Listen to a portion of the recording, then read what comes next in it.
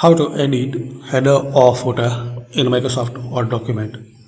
So guys, if you are not able to write anything in the header or footer and you want to edit, you can make changes.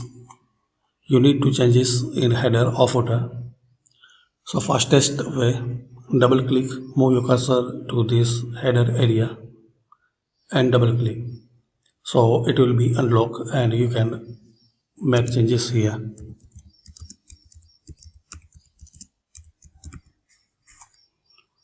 Same in the footer area, double click. Anyway, in this footer area, move your cursor and double click. Second way, insert and header and click here edit header.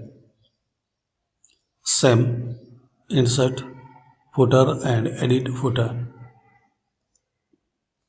So these are two ways you can edit header or footer.